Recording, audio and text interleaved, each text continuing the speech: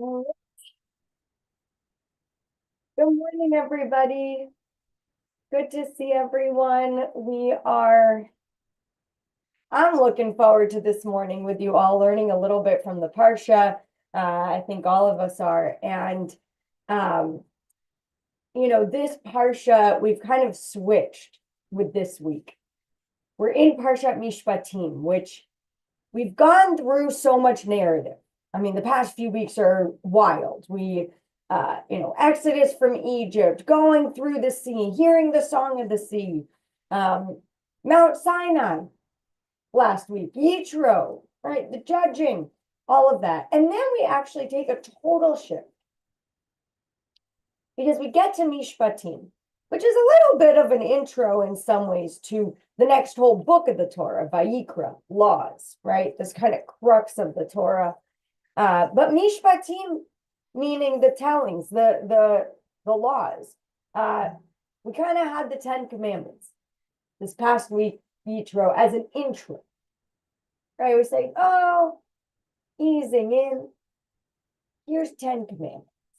Okay, 10, that seems extremely doable. Excellent. And then this week we got an entire Parsha of law after law after law, which makes sense. I mean, you want to ease people in.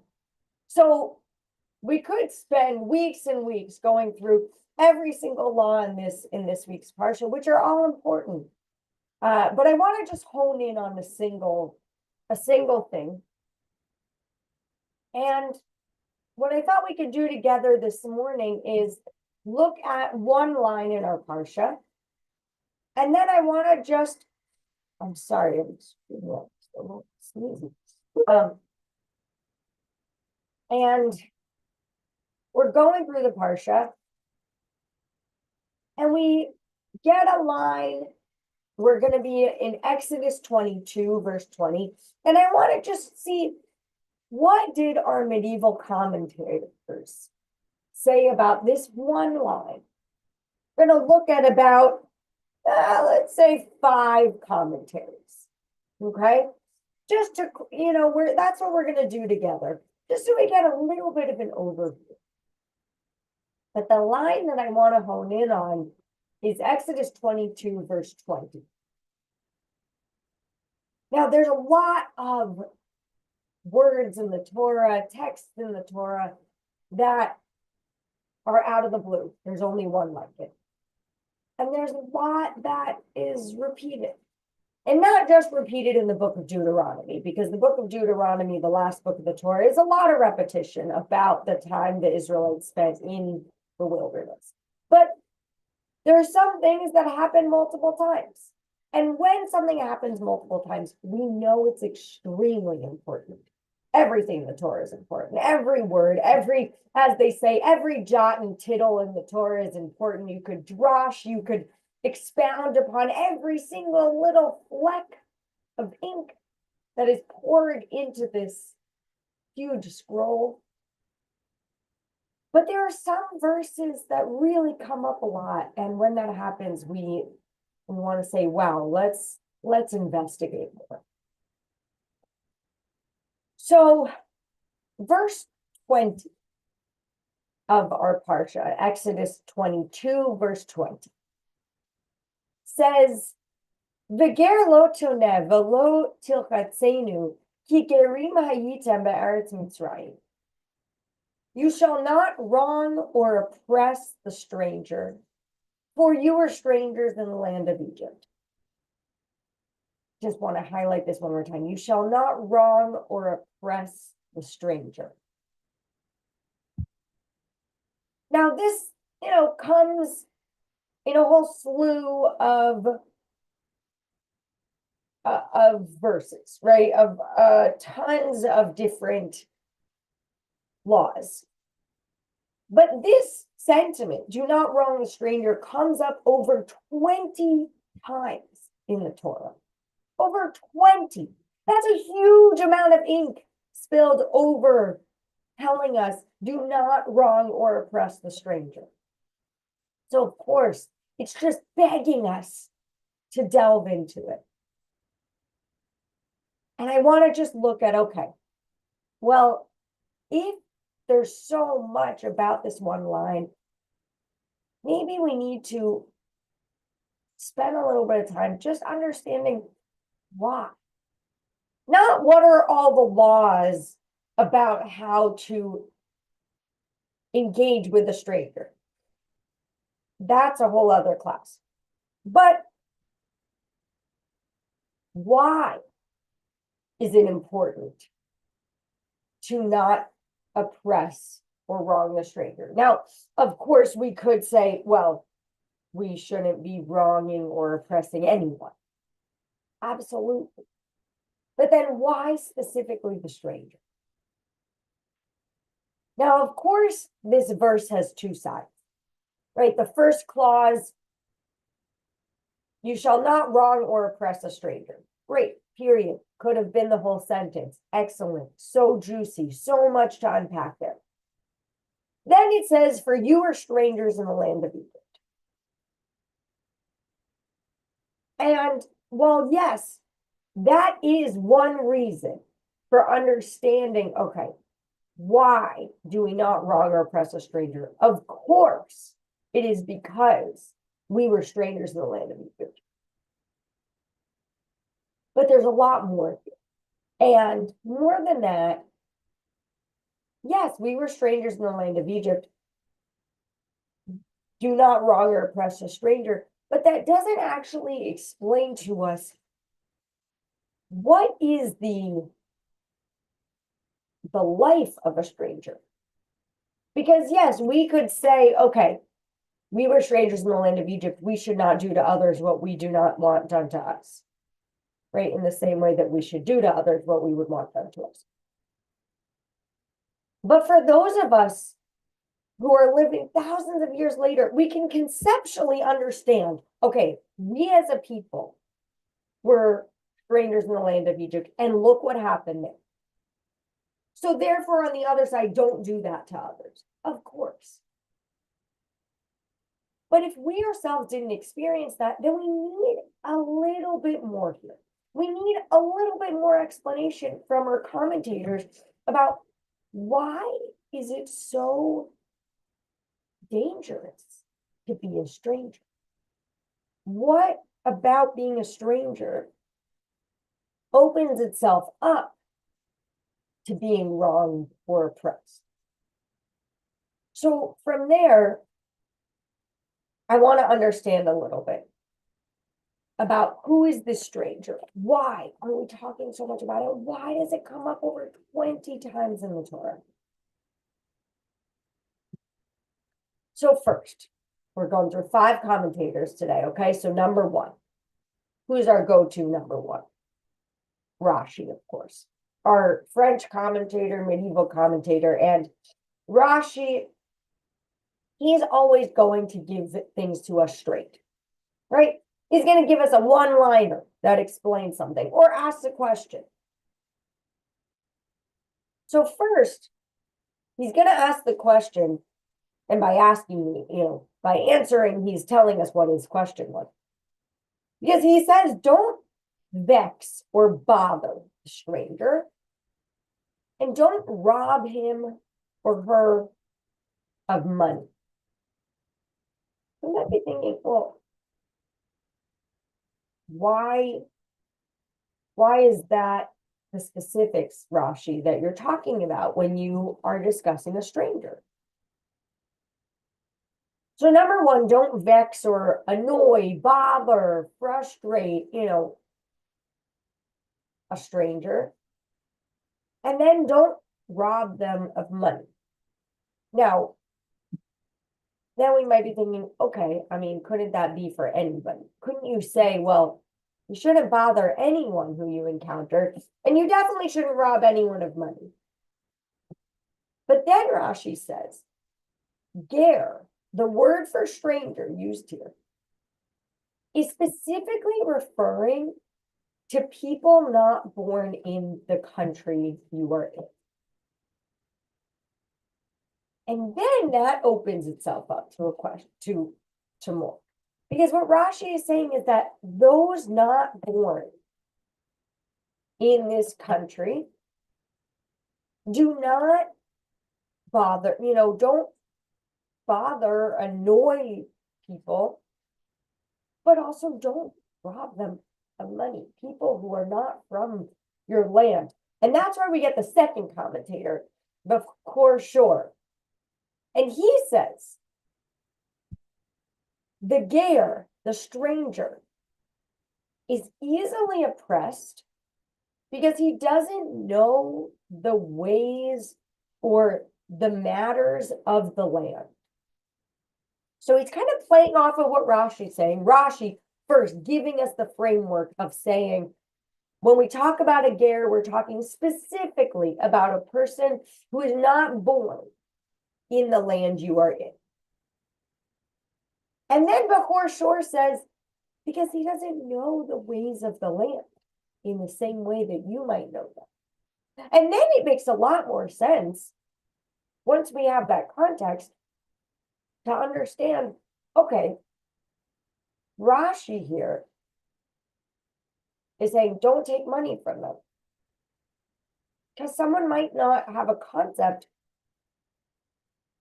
of what's the going rate. Don't swindle them. Don't rob them of their money. One, if somebody is a stranger in your land, they might not be set up in the same way, but also they don't know the ways of the land. They don't know. Oh, when I think about it, when I travel, when there's a different currency, right? I'm not such a world traveler, but in a few instances, I always know, okay, I want to buy a sandwich. I know how much a sandwich is in LA. It's crazy expensive. When I go somewhere else, I have no idea. What's the going rate of a sandwich? And the money that I'm holding, I don't always know. Well, I might be able to Google what the exchange rate. So I know what it is in my mind. I don't actually know the ways of the land. It's so real. So Parasha is saying this person, and he doesn't just say this person, could be oppressed because he doesn't know the ways of life. He says the stranger is easily oppressed because they don't know the ways of the land. And really, what he's saying, and this is actually what another commentator uses this language that they want to bring up. So we had Rashi, number one, Parasha, number two. Chizkuni says that the stranger is easily taken advantage of. And once we have that language, it opens up or clarifies Rashi, and it clarifies Parasha. It plays on each other that Chizkuni, our third commentator, says the stranger can be easily taken advantage of. And that totally makes sense if they, Parasha, don't know the ways of the land. And Rashi, because they are not born in this country, then do not take advantage of them because they are easily taken advantage of. So do not bother or annoy, and do not rob them of their money. Three commentators. Then we get to Ibn Ezra. And he is a little bit more verbose than Rashi. Rashi is very succinct.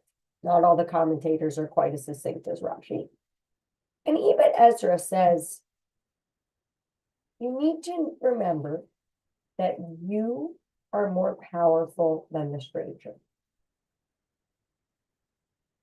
You are more powerful than the stranger. So it's not just talking about, oh, the stranger's not from your country. Oh, the stranger could be taken advantage of. They don't know the ways of the land. But you have to actually turn it on to yourself and not just think, okay, why is the stranger, vulnerable to be being taken advantage of? because you are more powerful in this situation. And even Ezra actually says that the stranger is like the widow or the orphan. That the widow and the orphan, because in the Torah, these things come right after another. Exodus 22:20 says, you shall not wrong or oppress a stranger. You were strangers in the land of Egypt. And the next line is, you shall not ill treat any widow or orphan. And what he says is that, those two are always going to be together, that they're or three rather, the stranger and the widow and the orphan. And I find it helpful to remember that these are almost in one breath, stranger, widow, orphan. Because it's very easy for us to know the powerlessness, or for us to imagine or think about or open our hearts out to a widow or orphan. And actually this past Shabbat, we had a speaker, Eyal. He spoke about an organization that in Israel that specifically focuses on widows and orphans who were widowed or orphaned due to wars that happened in Israel, for the loss of IDF soldiers. And that opens our hearts. We know the vulnerability of the widow and the orphan. We know that they need our help. We know that we need to reach out. We know that they are less powerful than us. And we know that they could be taken advantage of. We know they need to be taken care of. So even Ezra is saying, don't forget that these are connected. The stranger and the widow and the orphan. And he goes further and he actually says that if you see someone afflict one of these, stranger, widow, orphan, any of the options, and you don't help them, then you are also considered the afflictor. So if you see someone taking advantage of a stranger and you don't do something about it, even Ezra is saying that you are also considered the afflictor. And that takes us to our fifth commentator, Ramban, Nachmanides. And he taps into another side of this conversation. Now, in English, there's some nice, the language is interesting. He said in English, what he says is that two things. One, the stranger is oppressed. But then he also says the stranger is depressed. And that's another side to this conversation, because that is also so true to our hearts. If you are a stranger, if you are not from a land, you are vulnerable to be taken advantage of. If others are much more powerful than you, then it's easy to understand how depression can come out of that. Then we can totally see how a stranger might be susceptible to oppression and also depression. And that, what Ramban says, takes it further. Because yes, not only are we meant to be there for the stranger and the orphan and the widow, in order to make sure they're not taken advantage of, in order to make sure, we need to make sure, and according to even Ezra, if we don't help them, then we too are considered afflictors. If we don't help to make sure that they are not taken advantage of, that they're not robbed, in Rashi's terms, they're not vexed, they're not bothered, then we also need to check in and say, how are you doing? It's not only about the physical, it's also about the emotional. It's about taking care of the stranger in so many different ways. And if they're vulnerable in one aspect, then odds are there's vulnerability in other places as well, in other parts of their life as well. So as we think through these different commentators, we saw 5 commentators: Rashi, Bechor Shur, Chizkuni, even Ezra and Ramban. Ultimately, we need to make sure that we are taking care of the stranger, that we are making sure that others are not vulnerable to be taken advantage of. And not only are we meant to heed the words of the Torah that says you shall not wrong or oppress a stranger, but we should also check in and make sure from Ramban, not only are they not to be oppressed, but how can we be there to make sure that they're not existing in a deep world of depression? So with that, I hope that we're able to think about, okay, how am I going to be there for a stranger this week? How am I going to say it is my duty to make sure that others are not oppressed because I am more powerful and others are vulnerable? I would say Shabbat Shalom because this is a Parsha class. We can always say Shabbat Shalom, but it's Tuesday. I hope everyone has an